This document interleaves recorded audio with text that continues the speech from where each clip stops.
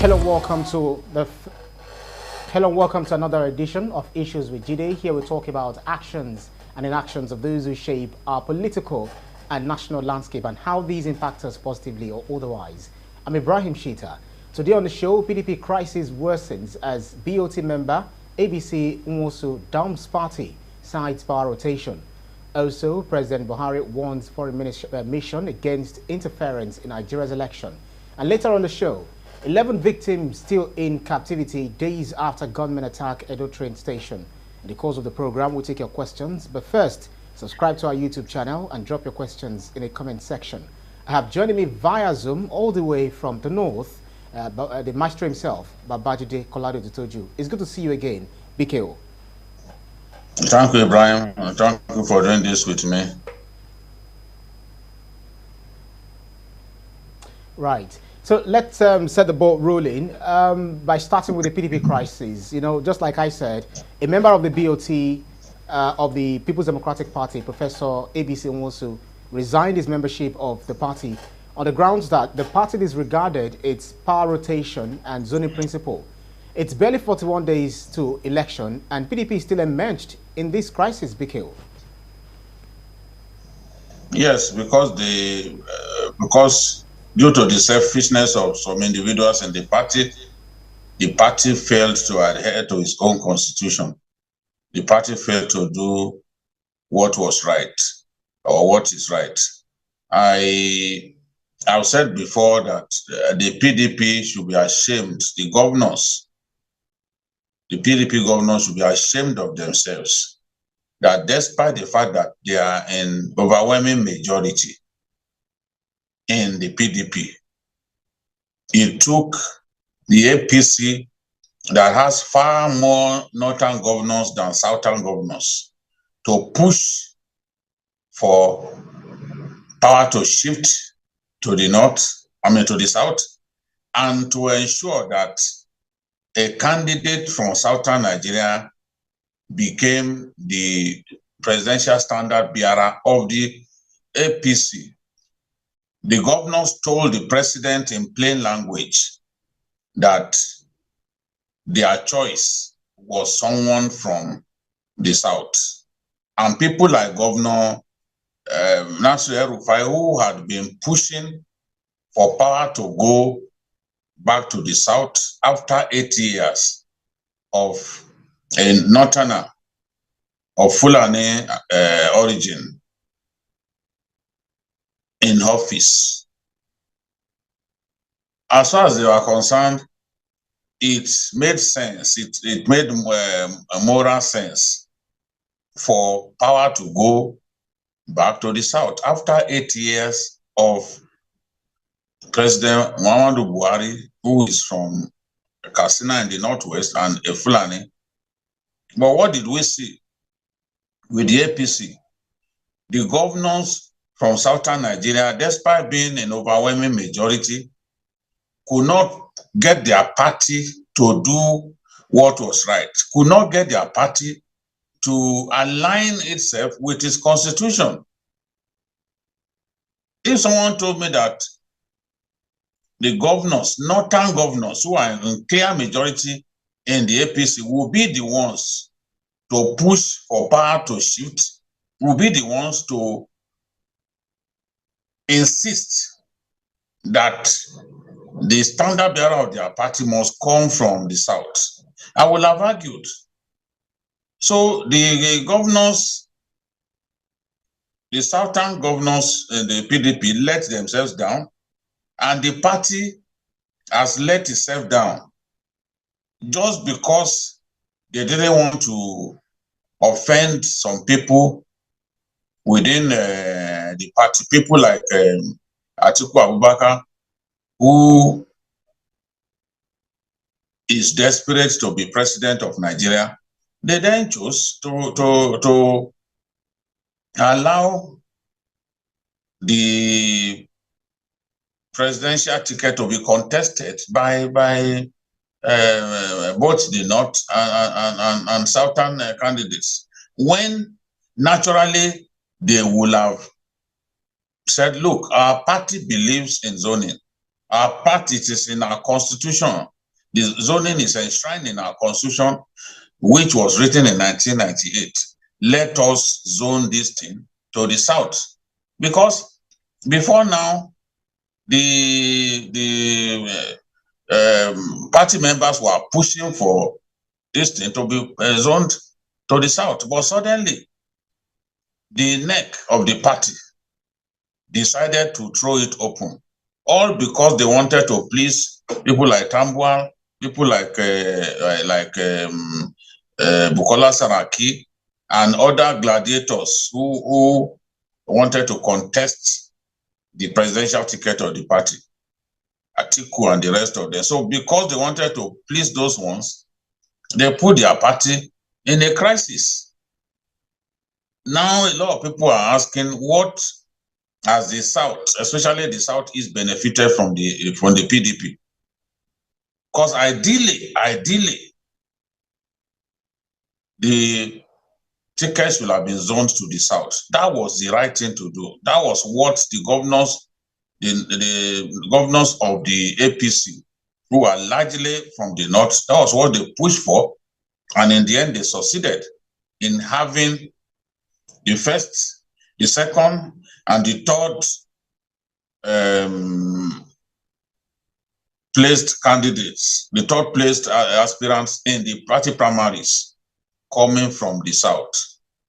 So we had Tinubu picking the ticket, Rotimi Amechi second, and Vice President Yemi Osinbajo third. So whatever happens, a Southerner will contest the presidency under the umbrella of the APC. This was what the PDP failed to do. And to show how selfish some individuals are in the PDP, the national chairman, Ayu, refused to give up his position, despite earlier promising that if a Northerner should win the ticket, that he will give up that position. He held on to the position, even at the risk of losing 5 governors.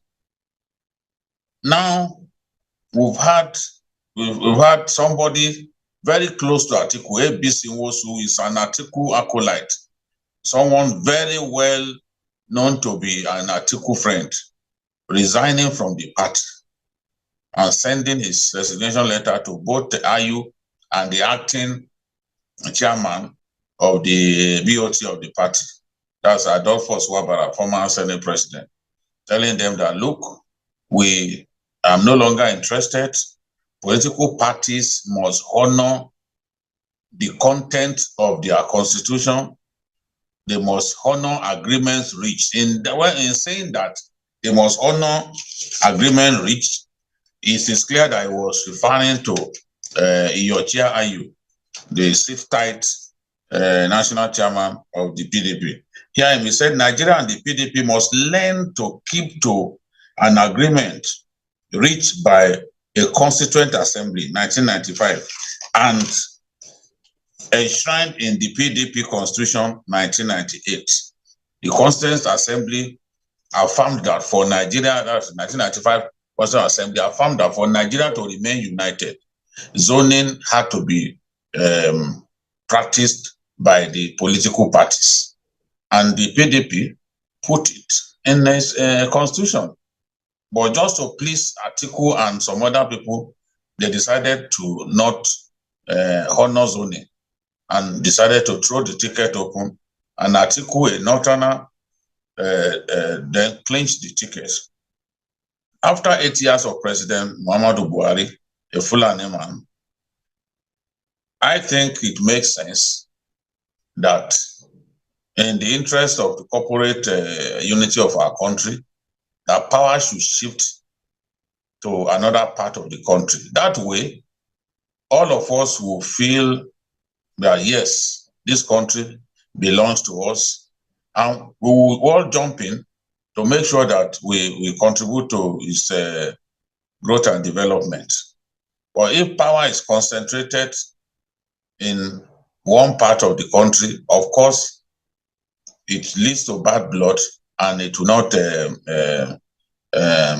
serve the cause of uniting our country. So I'm grateful to key Northerners in the APC who did not think of their own selfish interests, but who decided that, look, power has to go to the South in the interest of our country, and push aggressively for it, and went to the president to tell the president that, look, this is our decision, because it is clear that the president wanted Ahmed Lawan to be the consensus presidential candidate of the APC. And Ahmed Lawan is from the northeast. But the governors pushed. They went to the president and told him that this was what they wanted. Of course, everyone knows that governors are the most powerful in the party, and the governors ultimately had their way. So that's the way it should be. People will have been feeling very bad that within the APC, that how can they not do 8 years, and rather than let power go to the South, do another 8 years. The governors of the APC decided this was wrong, where the PDP governors could not muster the courage and the will to get power to be zoned to the South. They succeeded in getting that done, and kudos to them. Now, PDP is battling with all kinds of crises, from the G5 governors and then ABC, Nwosu at this time. Right, Biko. Let me quickly take some of these comments before we change tack. Fabian Akaise says, it's shameful that a veteran politician like Atiku Abubakar could not have stepped aside for a southern candidate. He should have supported Wike to become the party's presidential candidate. Oluwarotimi Arokoyo says, it's indeed a big shame on the PDP, for the PDP to have allowed this to happen, and will spell their doom in the coming election. So it thinks. Alfred Oparachi says, this is Atiku's best chance to win the presidential elections. The IU conundrum is a big shame for the party like PDP. One would think Atiku would be more strategic as an experienced politician. Well, we can go on and on with the comments, but we need to change that because we have more issues to talk about. As Nigeria actually heads to the polls next month, President Muhammad Buhari has again warned foreign diplomats in the country against meddling in the nation's politics. How far-reaching will this warning go, especially with growing foreign interests in Nigeria? Biko.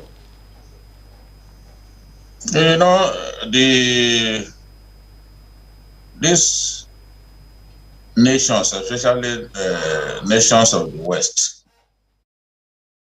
they are concerned about their interests. Nigeria is important to them. So they are also interested in who becomes the president of our country. They are interested in progress of our country because of their key investments here. President Buhari in 2015, President John Kerry came to Nigeria and warned that the election must not be rigged. At that time, the American government, led by Barack Obama, had made up their minds that they were going to support President Muhammadu Buhari. They did not say it openly, but everything pointed to their belief that Buhari will win the election, and they began to gravitate towards him. John Kerry, the Secretary of State, came to Nigeria to pay Buhari a visit. They suspected that he will win because they also do their own internal polling. They are able to know where the pendulum of victory is likely to swing towards, and they always have their preferences. At that time, they had given up on the Goodluck Jonathan administration because they felt the government was corrupt and all that. Remember the way the UK Prime Minister even publicly described Nigeria as fantastically corrupt. So they had given up on the Goodluck Jonathan administration. Even in his book, Goodluck Jonathan reveals that just before the election, Barack Obama was no longer picking his calls. Some of the support that they would have given him, they withdrew. For example, it was under Obama that America refused to sell weapons to Nigeria to prosecute the war against terror, citing the Leahy Law. But of course, the same Leahy Law was there when Donald Trump invited our president to the US shortly after the president won the election and promised him that he would help him to defeat terror by selling weapons to him. That was how we were able to get the Tucano bombers that we are now using to teach the bad boys a lesson, especially in the Northeast. That kind of support was denied Goodluck Jonathan. So there's no doubt that these guys always have preferences. In an election year, they always have a particular regime or a particular candidate that they will want to see win the election. There's no doubt about that. We are not like Francophone countries where they will even make that very clear. Some of the Francophone countries are like vassal states of France. They are like apron strings. They are like tied to the apron strings of France up to today. In the case of Nigeria, that is not the case, but they still harbor their interests. They still show interest in particular candidates. And the president knew that. That was why he said, look, don't interfere in Nigerian matters. Limit yourself to operate within your official limits. You are diplomats, do not get involved in politics and all that. You know, before now, there were some security reports that Nigerian security agencies believed were not properly verified, that some of these Western countries issued, especially about Abuja. This thoroughly pained the government, and in this electionary season, they will not want this sort of thing to happen. They will not, Buhari will not want to see them openly support a candidate. It will just want them to sit on the sidelines and watch us conduct our election by ourselves and choose our leaders all by ourselves without foreign interference. What is the value of our independence if foreign nations continue to dictate to us? But I believe that even the idea of dictating to us as a nation will not stop until we stop going cap in hand to these foreign nations to ask for loans and all that. The other day, the Senate president was saying that Nigeria should not continue to take loans. But this is a man who, at every opportunity, approves the president's request to take loans.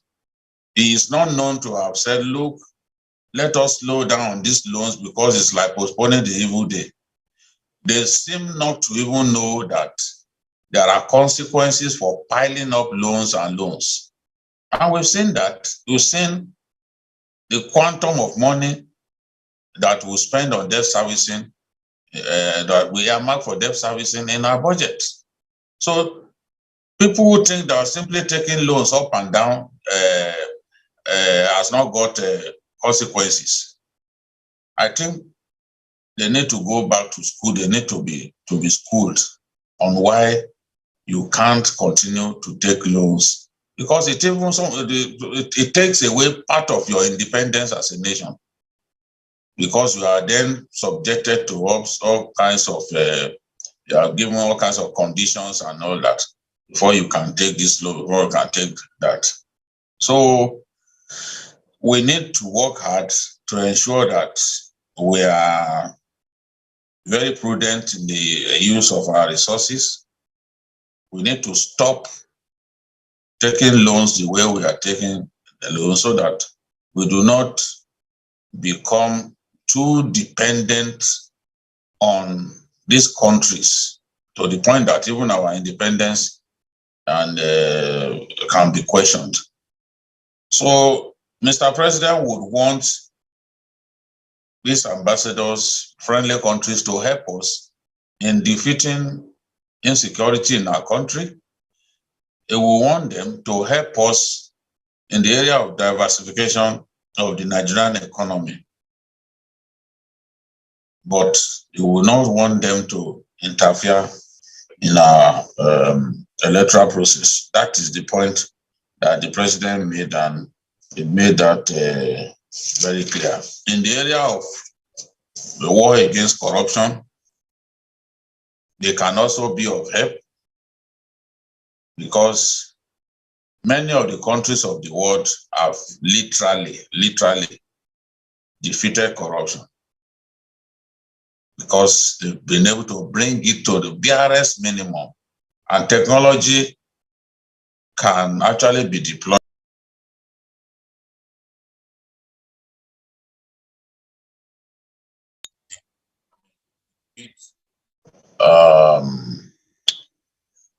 corruption in our country. So we will want them to assist us in that regard.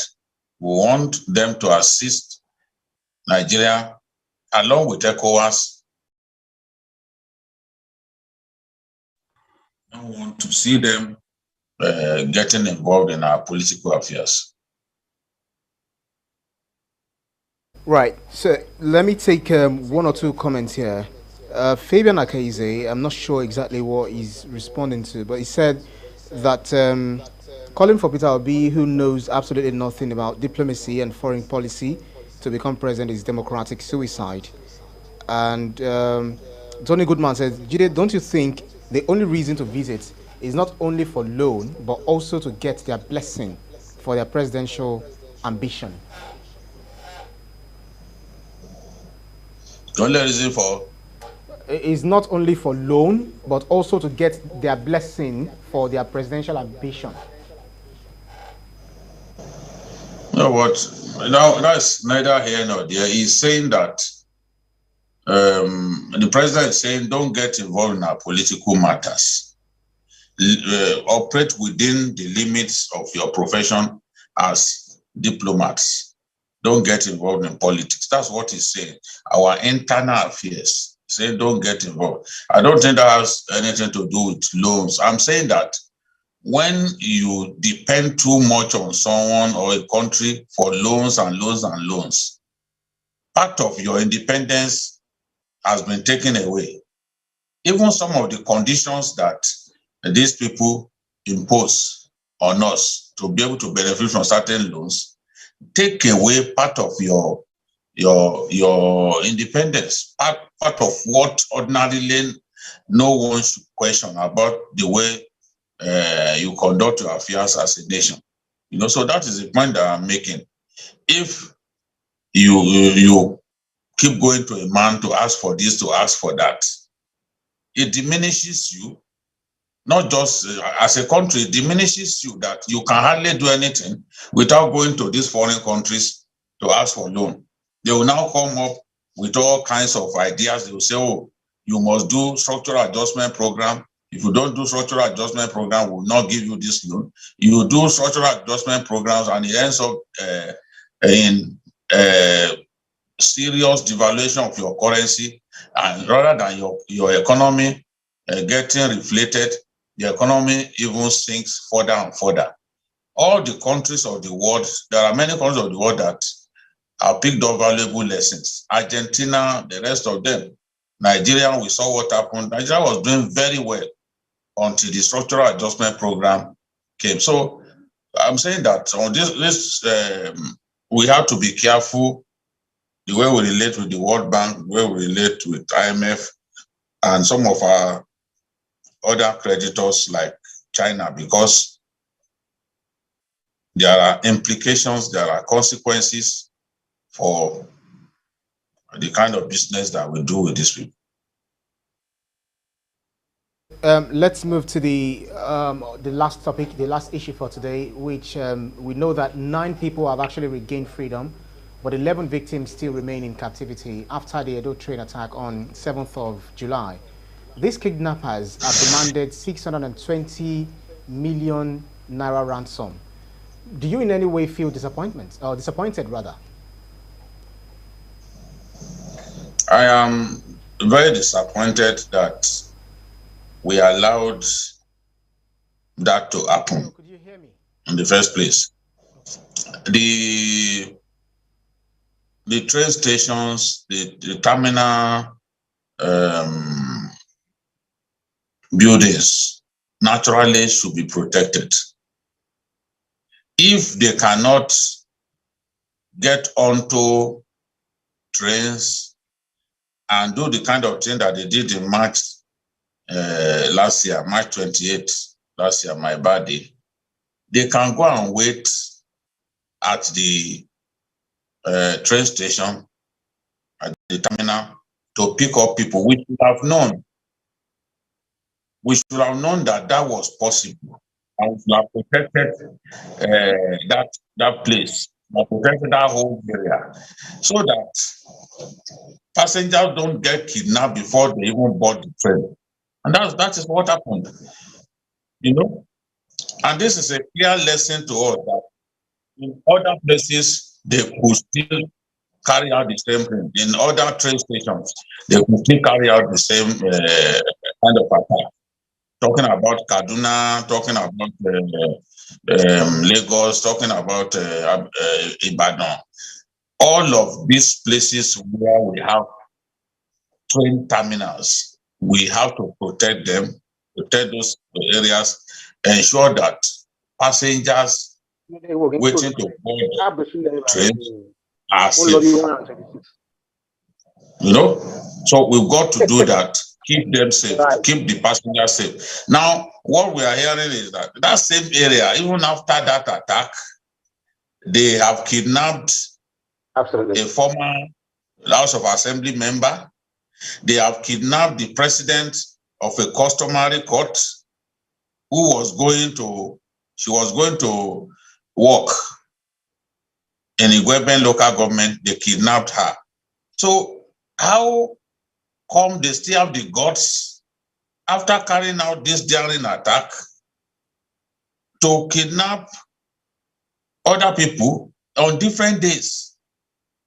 I would have expected that security would have been tightened in that whole area to ensure that we stop them. It is better to stop kidnapping from happening, because it's extremely risky to rescue the abductees from kidnappers. It's extremely risky. Sometimes they could, in the crossfire, they could die in the crossfire. So, and we don't want to see that. So the best thing is to prevent this from happening.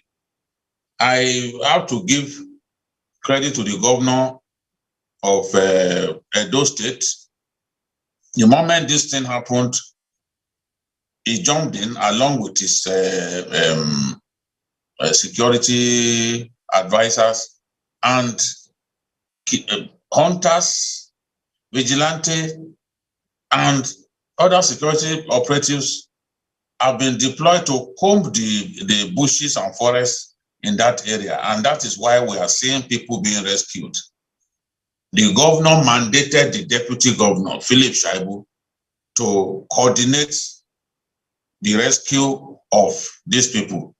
And it is significant that people have been rescued. It's not in all cases that this sort of thing happens and we're able to rescue these people. So, but we've seen people rescued because of the efforts of the hunters and vigilantes. And that also reinforces our argument that ultimately this central policing system in our country will not do us any good. We've got to find a way to bring in state police or upgrade community policing beyond the point, beyond the level at which we are using them. We are using community policing to police our communities. I'm sure that if we adopt state police, we will reduce incidence of crime to the barest minimum. The police are stretched. The armed forces generally, they are stretched. We've got to look within to find the solution to rampant insecurity in our country. Right. Let me take one or two comments here.